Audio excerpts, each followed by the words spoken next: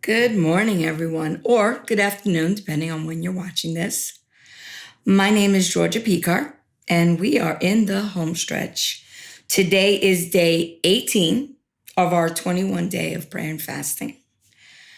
Today, I have the privilege to talk about unity in the body. This is a special topic to me because anyone that knows me knows I'm a people person. So before we get started, I want to pray first, and then I'll dive right in. Heavenly Father, I thank you, Lord God, for giving me this opportunity to share my message today. I pray, Lord, that whoever it is that's listening to this message, that it touches their hearts. And if it touches their heart, Father God, then open their ears and open their hearts to receive this message. I pray this in Jesus' name, amen. I'm going to be touching upon 3 verses today. And the first one that I'm going to be talking about is Psalm 133, 1-3. How wonderful and pleasant it is when brothers live together in harmony. For harmony is as precious as the anointing oil that was poured over Aaron's head, that ran down his beard and onto the border of his robe.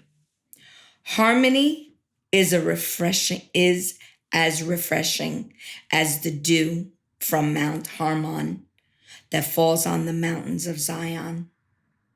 And there the Lord has pronounced his blessing, even life everlasting.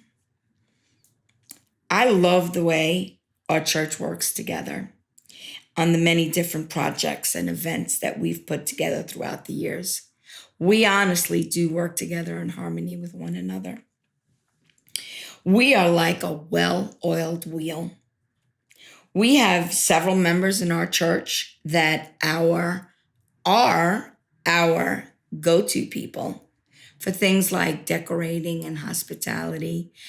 We just let them know what we need and they just do it. I read something the other day and it said, all that Jehovah was, he poured into Jesus. And all that Jesus was, he poured into the church, not into an individual, but to the entire body. You know, when we come together in unity, we have power.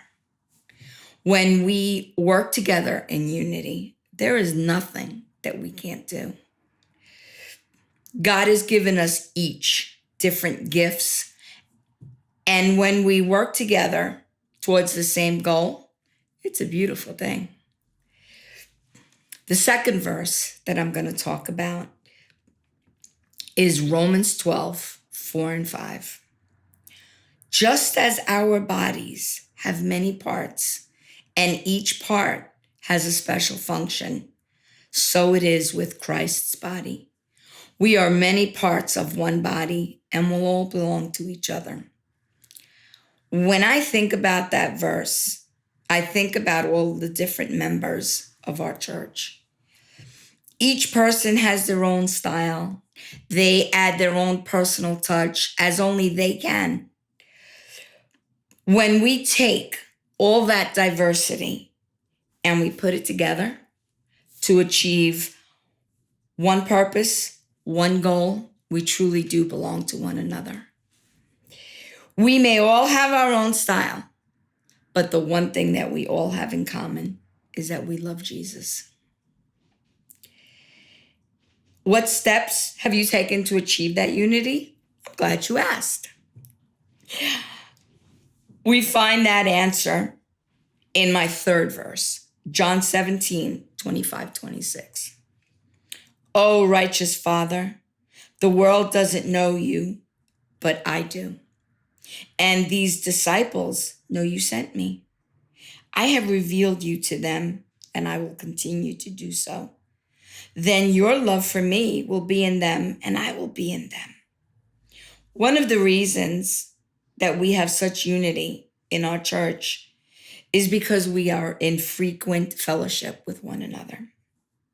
Have you ever heard the expression, there's power in numbers? Well, that rings true in our church. You know, during this pandemic, some people were dealing with anxieties and fear of the unknown. Non-believers and some believers will isolate themselves, but the Bible tells us to draw near to believers when we can't feel God moving in our life. We can still encounter his love through his word and through our friendships. I am absolutely not ashamed to say that the majority of the people that I see and I speak to on a daily basis are people that I go to church with. That's the kind of relationships we have. We have many Bible studies throughout the course of the year. And as disciples of Jesus, we absolutely know who God is. When I think about the fact that God sent his only son to die for us, I am in awe. And the more life group studies that we have, we realize the love God has for his son Jesus is incredible. Then I think about that same love is in me. And it leaves me speechless. You know, Jesus didn't give us the truths of these words for us to keep to ourselves. He gave them to us to share with others. And that's another thing of our church. The unity that we have in our church is we love to spread the gospel.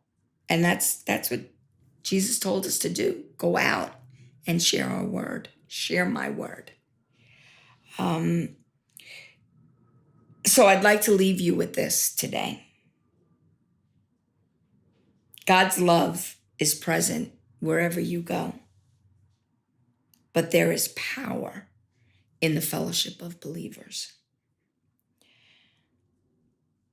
If after hearing this message, you would like to know more about fellowship and friendship that was formed within a church body, you can leave a comment below, or you can leave a comment at our website, thesummitnj.org, and someone from our leadership team will get back to you.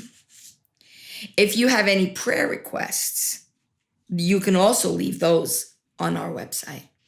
So I'd like to close with prayer. Heavenly Father, I thank you that we've learned to live together as brothers and sisters in Christ Jesus with godly love and unity. Lord, from the unity that you have given us, Father, we praise you. All the glory and all the praise goes to you, Lord. God, protect us from disunity and division.